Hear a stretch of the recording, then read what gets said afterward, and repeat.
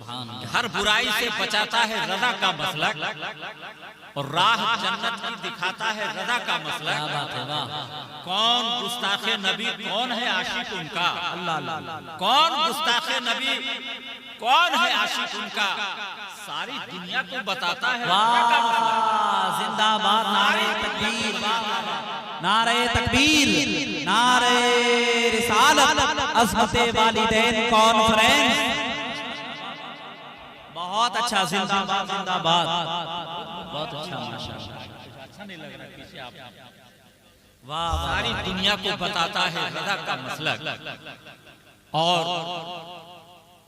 अल्हम्दुलिल्लाह सुम्मा अल्हम्दुलिल्लाह, मेरे सामने पढ़ने वाला बच्चा आलिम बना, अब मुफ्ती अहले सुन्नत बना। अल्हम्दुलिल्लाह 44 साल से मुझे सरकार मुजाहिदे मिल्लत की स्टेज पे बोलने का शरफ हासिल है। सुभान अल्लाह। ये तहदीस नेमत के तौर पे कह रहा हूं हजरत, मैंने बहुत तूफान देखे, बड़े बड़े भूचाल आए, मसलके आला हजरत को डिमोरलाइज करने वाले लोग भी आए और मसलके आला हजरत को सींचने वाले लोग भी आए। मगर जिसने भी मुजाहिद मिल्लत के मिशन से और उनके चाहने वालों से पंगा लिया, उसका वजूद खत्म हो गया, तबाह हो गया। चाहे वो वक्त का रईस आजम हो, वक्त का मुफ्ती आजम हो, वक्त का आलिम दीन, अगर मुखालिफत की उसने मसलके आला हजरत की, चूंकि मुजाहिद मिल्लत ने जमाने को अपना बाप दादा पूरी जिंदगी मसलके आला हजरत फैलाते हैं। सुभान अल्लाह। और हम सबको अच्छी तरह मालूम है कि जो बरेली से दूर होता है उसके दिल में फतूर होता है। अल्लाह, जो बरेली से दूर होता है उसके दिल में फतूर होता है। और है करम जिस पे आला हजरत का, है करम जिस पे आला हजरत का, कुछ ना कुछ वो जरूर होता है। वाह, है करम, वाह वाह वाह, सुभान अल्लाह, कुछ ना कुछ वो जरूर होता है। खुदा की आप आलिम नहीं हैं, कारी मिल्लत ने बताया मसलके आला हजरत को मान लो, आपने मान लिया। क्यों भाई, यही बात है कि नहीं? अरे जरा हाँ हो तो करो। आप एक पैगाम दिया मसलके आला हजरत को अपना लो, आपने अपना लिया। मसलके आला हजरत पे अमल करते रहे। चूंकि मसलके आला हजरत उस मसलक का नाम है, लोग ये कहते हैं आज बड़े बड़े मुहद्दिसीन मिल जाते हैं, मुफक्किरीन मिल जाते हैं, बड़े बड़े पीर मिल जाते हैं, मगर मुजाहिद मिल्लत कोई नहीं मिलता। अल्लाह, तो आप देख लिए इसी हिंदुस्तान में मुजाहिद मिल्लत के बाद कोई मुजाहिद मिल्लत लक़ब लेने के लायक भी नहीं हुआ, उस जमाने ने उसे दिया भी नहीं। और मुजाहिद मिल्लत यूं ही मुजाहिद मिल्लत नहीं बने। जब खाने काबा के इमाम की मुखालिफत आपने की थी कि इसके पीछे नमाज जायज नहीं है, तो वो तो साहब चिल्लाते चिल्लाते निकल गए। जब जेल में गए तो कायदे अहले सुन्नत अल्लामा अरशदुल क़ारी रहमतुल्लाह अलैह मुलाकात के गए, तो आपने पूछा कि मुजाहिद मिल्लत, अरे आपको मालूम है कि ये इमाम बदअकीदा है, आपको धीरे से निकल जाना चाहिए, कोई आपको नहीं पकड़ता। जैसे हमारे लोग जाते हैं तो हम लोग नहीं इक्तिदा करते, उसकी नमाज नहीं पढ़ते, ये रूम में पढ़ लिए या धीरे से कहीं अपने अदा कर लिए, आप भी धीरे से निकल जाते। मुजाहिद मिल्लत जलाल में आ गया, कहा सुनो, अगर मैं तन्हा उठ के आता तो सिर्फ मैं उठ के आता, मैं इसलिए बताते हुए लोगों को आया, जमाना जान ले कि ये बदअकीदा है, बदकिरदार। क्या बात है, वाह, ईमान नहीं इसके पास। सुभान अल्लाह। मुजाहिद मिल्लत ऐसे ही मुजाहिद मिल्लत नहीं बने। यकीन जानिए, आज साहब खाना ने शेख अबू कलाम साहब अज़मत वालिदैन के हवाले से प्रोग्राम रखा है, और इस प्रोग्राम का नाम भी अज़मत वालिदैन रखा है। मसलके आला हज़रत के छत्र छाए में जिंदगी गुजारने वालों, अगर तुमने अच्छी तरह अज़मत वालिदैन को समझ लिया तो मसलके आला हज़रत समझने में तुम्हें दुश्वारी नहीं। जिस औलाद के सीने में माँ बाप की मोहब्बत हो, मेरे आका इरशाद फरमाते हैं कि जिससे जिसके माँ बाप राजी हो जाएं उससे मैं राजी हो जाता हूं। क्या बात है, सुभान जिससे अल्लाह, रसूल अल्लाह राजी हो जाए उससे अल्लाह तबारक व तआला राजी हो जाए। सुभान अल्लाह। अब बस इसी रजा पे दो चार थोड़ी देर बस चंद मिनटों की गुफ्तगू होगी कि हमने और आपने माँ बाप को कितना इग्नोर किया है, कितना नजरअंदाज किया है, अल्लाह अल्लाह। आप खुद महसूस करेंगे। वरना सच्चाई यह है कि एक शेर किसी मौके से मैंने कहा था कि लाख दुश्वार हो आसान सफर लगता है, लाख दुश्वार हो आसान। अच्छा फिर यह है कि अब्दुल कलाम साहब एक माना का खुशनसीब ये है कि बाप का साया सर से उठा है, अभी माँ का साया सर पे मौजूद है। क्यों भाई, सही बात है कि नहीं? हम माँ के साए की अजमतों का जवाब नहीं। जिस औलाद पे माँ का साया हो जाए, कसम खुदा की दुनिया की न बला उसके पास आ सकती है, न मुसीबतें आ सकती है, न कोई रुकावटें आ सकती है, न कोई परेशानी आ सकती है। मनोबर राना ने एक शेर कहा था, देखिए बहुत जमाने के बाद मौलाना साबिर साहब याद आया, अजमत वालिदैन की बात आई, बहुत दिनों के बाद ये शेर पढ़ रहा हूँ, गुजी दर्रा में बहुत पहले मैं पढ़ा हूँ, बस एक शेर याद आ रहा है। उसने कहा था माँ के हवाले से कि अंधेरे देख ले मुंह तेरा काला हो। क्या बात है, वाह। उर्दू तो समझते हैं अपना, अगर माँ के नाम पे पढ़ रहा हूँ तो सुभान अल्लाह बोलो। क्या अंधेरे देख ले मुंह तेरा काला हो गया और माँ ने आंखें खोल दी, घर में उजाला हो। क्या बात है, सुभान अल्लाह। माँ वाले हो तो बोल दो सुभान सुभान अल्लाह। अल्लाह। क्या अंधेरे देख ले मुंह तेरा काला हो गया और माँ ने आंखें खोल दी, घर में उजाला हो गया। और एक दूसरा मतला उसका कि जब भी कश्ती मेरी सैलाब में आ जाती है, क्या बात है, जब भी कश्ती मेरी सैलाब में आ जाती है, माँ दुआ करती हुई ख्वाब में, क्या बात है, माँ दुआ करती हुई ख्वाब में आ जाती है।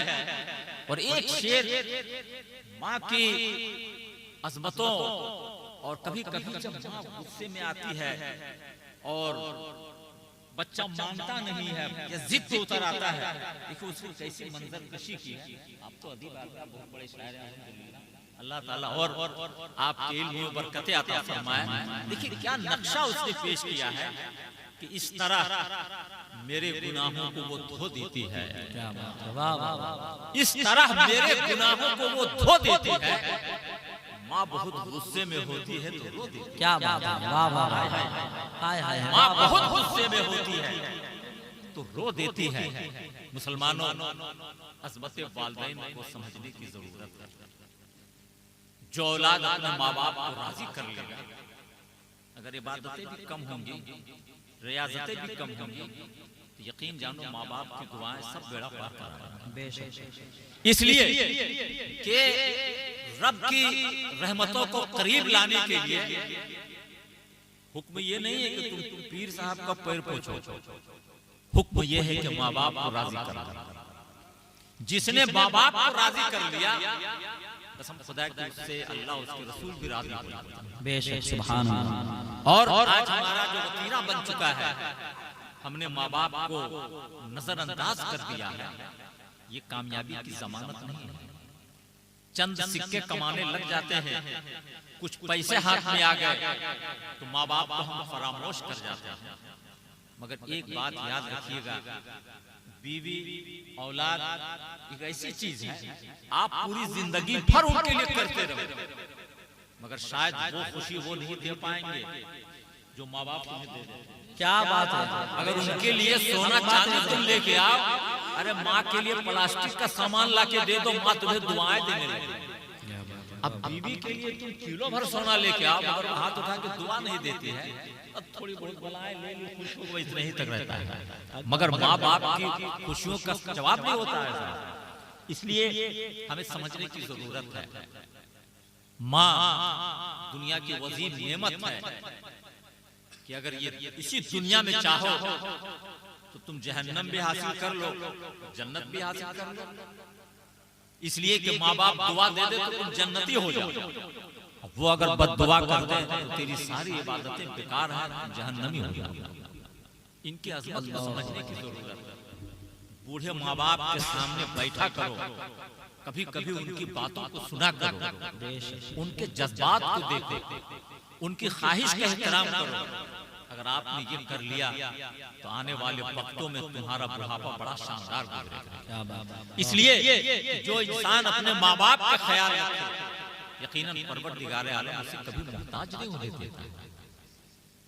मैंने एक शेर कहा था किसी मौके से कि लाख दुश्वार हो आसान सफर लगता है, लाख दुश्वार हो आसान सफर लगता है, और हर सुलगता हुआ मैदान भी घर लगता है।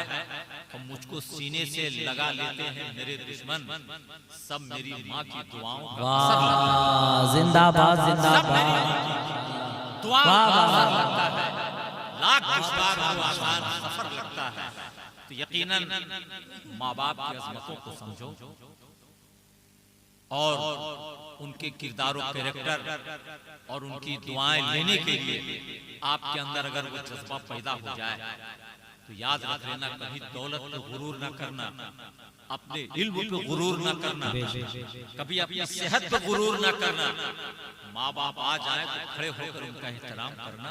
कसम खुदा की तुम्हारी जिंदगी मालामाल होगी। क्या बात है। और अगर ये तुमने समझ लिया कि मैं तो बहुत बड़ा आलिम हूँ, मैं बाप के लिए क्यों खड़ा हूँ, मेरा बाप आलिम नहीं है, जहाँ ये तुमने सोच लिया उसी दिन तुम्हारे इल्म से बरकतें उठा ली जाएगी। जहाँ ये तुमने सोच लिया कि दौलत तो मेरे पास है, ये बूढ़े बाप की मैं क्या इज्जत करूं, क्या इज्जत करूंगा, कसम खुदा की उसी दिन तुम्हारी दौलत से बरकतों का खात्मा होता नजर आएगा। इसलिए मुसलमानों अर्ज करूंगा कि माँ बाप का दर्जा कल भी रब की बारगाह में बुलंद है, आज भी बुलंद है और सुबह क़यामत तक बुलंद रहेगा। इसलिए आपकी हमारी जिम्मेदारी है कि हम अपने ज़ईफ माँ बाप की खिदमत करें, उनकी दिलजोई करें, उनके आसाइश का सामान मुहैया करें। यकीनन मेरा रब हमें मायूस नहीं होने देगा। इसलिए माँ बाप दुआ कर देते हैं तो जिंदगी में इजाफा हो जाता है। माँ बाप दुआ कर देते हैं दौलत में बरकतें होने लगती हैं। माँ बाप दुआ कर देते हैं औलाद के घर से मुसीबतें का खात्मा हो जाता है। इसलिए आज बहुत ज्यादा बोलने का वक्त नहीं, मौसम भी सर्द है और हजरत अल्लामा मौलाना फरीदुद्दीन साहब क़िबला मद्दसिल्लहुल आली जिनके हुस्न इखलाक की बुनियाद पे आज गुजी तर्रा में बड़ा खूबसूरत माहौल है। मैं आपसे इल्तिमास करूंगा कि यकीनन इन बुजुर्गों की अज़मतें अपनी जगह मुसल्लम है, मगर माँ बाप का एहतराम बहुत बड़ी नेमत है, बहुत बड़ी नेमत है। सरकार मुजाहिद मिल्लत जिस रईस घराने में पैदा हुए थे, क्या गुजी तर्रा में है कोई ऐसा रईस? क्या उतना बड़ा मालदार है कोई? अगर मुजाहिद मिल्लत चाहते तो कितनी ऐशो इशरत की जिंदगी गुजारते, मगर सरकार मुजाहिद मिल्लत ने ऐशो इशरत की जिंदगी को कुर्बान कर दिया और सिर्फ दीन मतीन की खिदमत में लग गए। मुजाहिद मिल्लत घर की दौलत ले जाकर के मसलक आला हजरत की इशाअत के लिए कहीं बनारस में मदरसे की जमीन ले रहे हैं, कहीं रांची झारखंड में ले रहे हैं, कहीं लखनऊ में ले रहे हैं। अरे मुजाहिद मिल्लत ने वो काम किया है कि अभी जब मुजाहिद मिल्लत की एक अदा ने उस जमीन को बचा दिया। क्या बात है। चूंकि जामे हबीबिया की जमीन की खरीदारी में मुजाहिद मिल्लत ने अपनी अहलिया के जेवर बेचकर रकम हासिल की और वहां ले गए। पट्टा जब बन रहा था तो उसमें जेवर बेचने का भी तस्करा, उस तहरीर ने उस सरजमीन को बचा दिया।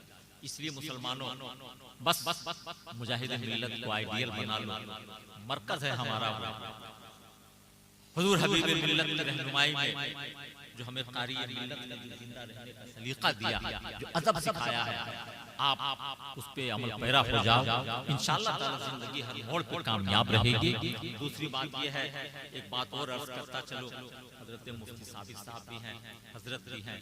असल में जन्नत टूर एक चल रहा है, जन्नत टूर एंड ट्रैवल हज उम्रा की। हम लोगों ने देखा टूर वाले बहुत अनाप शनाप पैसा लेते हैं, 1 लाख 10,000 5,000 उम्रा कराने 15 दिन की टूर।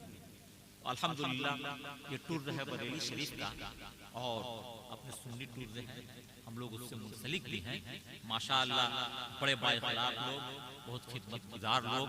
तो हम लोगों ने कहा कि भाई रेट ऐसा रखो कि हर आदमी जा सके, इसके भी बड़े हाई फाई रेट, मगर हम लोगों ने उसको कम करवाया बफज़लिही ताला।